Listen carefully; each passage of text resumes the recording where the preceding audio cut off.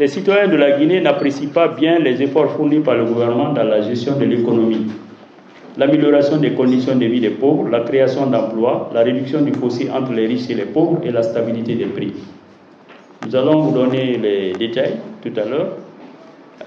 4 Guinéens sur 10 vivent une pauvreté élevée. C'est-à-dire que quand vous comptez 5 Guinéens, il y a 2 qui sont dans une pauvreté qu'on pourrait qualifier d'élevée ou d'extrême, ce qui est quand même beaucoup. La majorité des citoyens guinéens ont régulièrement manqué de revenus en espèces. Il y a 88% qui sont restés un jour au plus sans argent, sans aucun sou en poche. 88%. Mais je voudrais m'arrêter sur cette question pour dire que l'édition précédente, c'est-à-dire 2019-2020, ce qu'on avait constaté, c'est que c'était quand même 96% des Guinéens qui avaient manqué d'argent. Nous sommes à 88%, ce qui veut dire quand même qu'il y a une amélioration en termes d'accès à l'argent. Voilà. 96 et 88. Vous avez les soins médicaux. L'accès aux soins médicaux, le manque de soins médicaux, 65% des Guinéens se plaignent donc de manque de soins médicaux, d'eau potable, 62%, de nourriture, 53% pendant les 12 derniers mois. Mais ce qu'on a aussi remarqué, c'est que même pour l'accès à la nourriture, par exemple, je crois que c'était 62% à l'édition précédente, nous sommes à 53%. En fait, si vous voyez, on vous présentera les résultats pour montrer la différence en termes de pauvreté vécue actuellement par rapport à l'édition précédente. Il y a une certaine légère amélioration, en tout cas qu'on a constaté à travers les résultats, en termes de pauvreté vécue faible ou de pauvreté vécue nulle. Environ 7 Guinéens sur 10 disent que la situation économique du pays ainsi que leurs propres conditions de vie sont mauvaises. Voilà. 72% disent que la situation économique du pays n'est pas bonne et 67% disent qu'ils vivent dans des conditions difficiles ou des conditions mauvaises. Mais encore une fois, ces chiffres, bien qu'élevés, étant très élevés, et il y a quand même une légère amélioration par rapport à l'édition de 2019. Mais quand on a déjà 72% ou 67% des Guinéens qui souffrent, en tout cas qui se plaignent de leurs conditions de vie, ça fait 2 tiers. C'est-à-dire que si vous prenez 3 Guinéens, il y a 2 qui ont des conditions de vie vraiment difficiles. Il y a un seul peut-être qui s'en sort plus ou moins bien. Mais par rapport à l'édition précédente, il y a quand même une certaine amélioration. Et la majorité des répondants, c'est-à-dire 55%, pensent que les conditions économiques du pays ont empiré comparé à il y a 12 mois. Seulement la moitié d'entre eux sont optimistes qu'elles seront meilleures dans une période de 12 mois. Qu'est-ce qu'on veut dire? On veut dire qu'on a essayé de voir entre 2021 et 2022, puisque l'enquête a été faite en 2022, sur cette année-là, est-ce que les conditions économiques du pays se sont empirées comparées à 2021? Oui, la majorité disent que les conditions économiques du pays sont devenues plus difficiles. Ce qui est remarquable, c'est que quand même 50% des Guinéens sont optimistes. 48%, à peu près un Guinéen sur 2, estiment que la situation pourrait s'améliorer dans les 12 prochains mois. Certainement avec les actions qui sont en train d'être prises là, concrètement. En tout cas, il y a un Guinéen sur 2 qui a encore l'espoir que les choses vont s'améliorer dans le futur. La majorité des Guinéens désapprouvent les réponses apportées par le gouvernement dans la gestion de l'économie, 69%. Je trouve que la gestion de l'économie, il y a à redire. L'amélioration des conditions de vie des pauvres, 86% disent que le gouvernement ne fait pas assez pour améliorer les conditions de vie des pauvres. La création d'emplois, la réduction du fossé entre les riches et les pauvres et la stabilité des prix. Le grand problème, c'est la stabilité des prix, 93%. On vous donnera les détails tout à l'heure. Le niveau de pauvreté vécu. Et donc, là, on essaie de voir le niveau de pauvreté vécu. Ceux qui ont une pauvreté vécue faible ou nulle, c'est-à-dire ceux qui sont un peu à l'abri du besoin. Vous regardez le graphique et vous voyez Guinée en haut, tout à fait le bleu, vous avez 22%. 22% des Guinéens qui ont une pauvreté vécue faible ou nulle, c'est-à-dire qui s'en sortent. Bon, c'était 15% en 2019. Ça veut dire quand même qu'il y a une amélioration. On est passé de 15% à 22%, qui s'en sortent plus ou moins bien. Et la différence, il y a une différence énorme entre hommes et femmes, parce que c'est 26% des hommes et 18% des femmes. Beaucoup plus en milieu urbain qu'en milieu rural. Et ce qu'on peut remarquer aussi ici, vous regardez très bien, selon le niveau d'éducation, post-secondaire, secondaire, primaire et pas d'éducation formelle.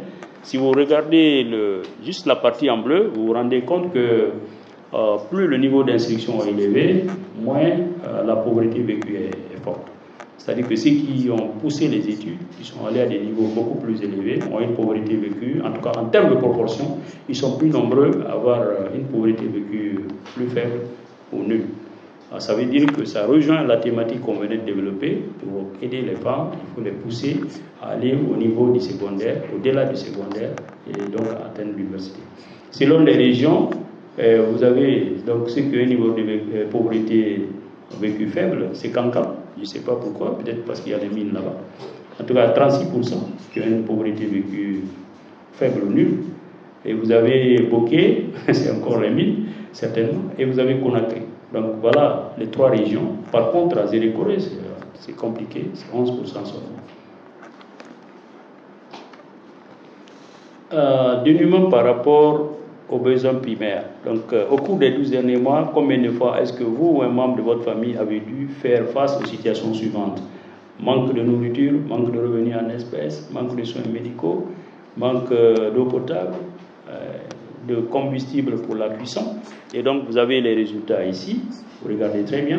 Ceux qui ont souvent manqué, en tout cas, ou quelquefois, plusieurs fois, ou toujours manqué de revenus en espèces, ils sont 88%. 88%, donc que les Bangura, qui ne se plaignent pas trop, ils ne sont pas les seuls à ne pas avoir l'argent. 88% se plaignent du manque d'argent. Les soins médicaux, 65%. L'eau potable, 62%. La nourriture, simplement, 53%. C'est-à-dire qu'un Guinéen sur deux a manqué de nourriture, au moins un jour, ce qui est beaucoup. Et le combustible pour la cuisson, 38%, qui ont manqué ce combustible-là. La situation économique du pays, les conditions de vie. D'une manière générale, comment décririez-vous la situation actuelle du pays et vos propres conditions de vie? Bon, vous voyez le graphique, vous avez les propres conditions de vie à droite. 67% disent que leurs propres conditions de vie sont mauvaises ou assez mauvaises. Et que la situation économique du pays, 72%, voilà, qui disent que la situation économique du pays est également mauvaise. Voilà. La situation économique, maintenant, on regarde les résultats selon certaines caractéristiques. C'est là, il faut continuer. Certaines caractéristiques socio-démographiques. Et vous voyez, par exemple, que hommes ou femmes, bon, il n'y a pas tellement de différence, même si les femmes sont plus alarmistes, en tout cas, ou qui vivent des conditions plus difficiles que les hommes. Milieu rural, milieu urbain, quel que soit le milieu qu'on prend. Quel que soit le groupe d'âge qu'on prend, c'est tout le monde qui se plaint. En tout cas, plus de 2/3 disent que leurs propres conditions de vie sont mauvaises et la situation économique du pays n'est pas bonne. C'est plus de 2/3 des Guinéens dans l'ensemble le disent. Les propres conditions de vie, bon, on vous a dit qu'on est à notre 5e édition en Guinée. Le réseau Afrobaromètre est à sa 9e édition. Vous avez la diapo qui est là, qui nous permet de voir l'amélioration des conditions de vie des Guinéens dans le temps. En 2013, en 2015, en 2017, en 2019 et en 2022. Donc à chacune de nos éditions.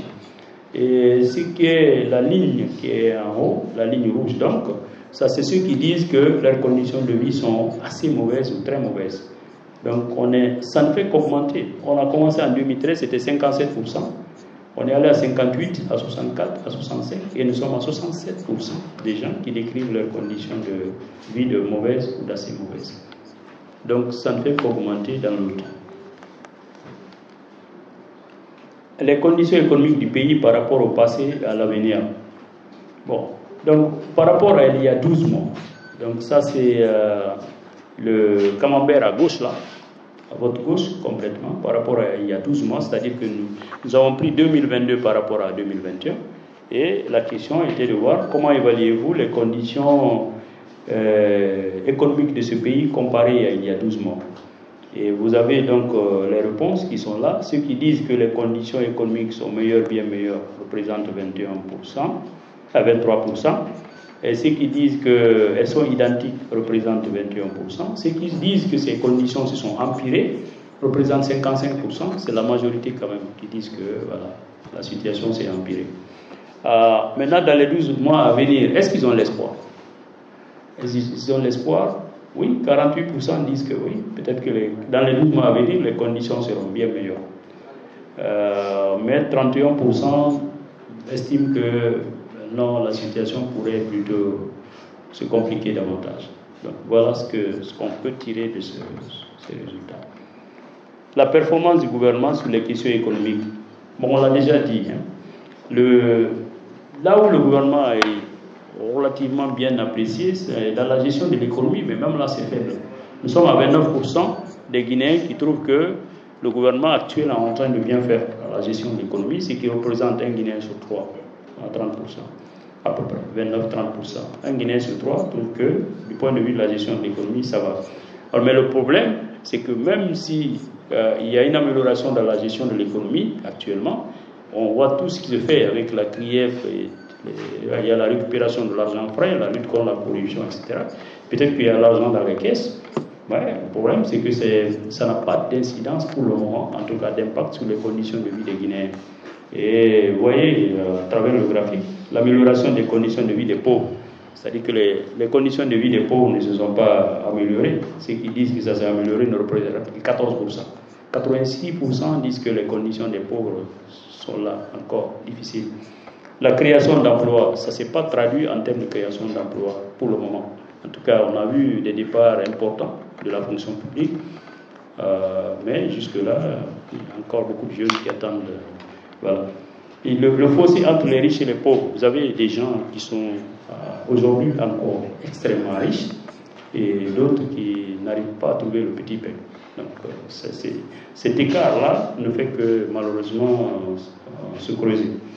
La stabilité des prix, 7%. Et c'est là qu'il y a du travail aussi pour le gouvernement. Parce que si dans la gestion de l'économie, macroéconomie, là-bas, ils sont en train de faire l'assainissement, récupérer l'argent, lutter contre la corruption, mais en tout cas sur le marché, ce qui est important, c'est le panier de la ménagère. Donc en termes de prix, on a vu à un moment donné le gouvernement avec la chambre de commerce discuter, échanger, mais les prix ne sont pas stables au marché, ils sont volatiles et c'est compliqué pour ceux qui ont des revenus qui ne sont pas des revenus consistants. En conclusion, ce qu'on peut dire, c'est que la pauvreté est fortement présente chez beaucoup de Guinéens. Ils sont nombreux à déplorer la situation économique et leurs propres conditions de vie de plus en plus, mais seulement la moitié environ sont optimistes pour une amélioration de la situation économique du pays dans les 12 prochains mois. La majorité des citoyens estiment que le gouvernement peut mieux faire sur les principales questions économiques. Je pense que c'est la quintessence des résultats qu'on a voulu vous présenter sur les deux thématiques, donc sur les droits des femmes et les conditions de vie des Guinéens. Je vous remercie de votre attention.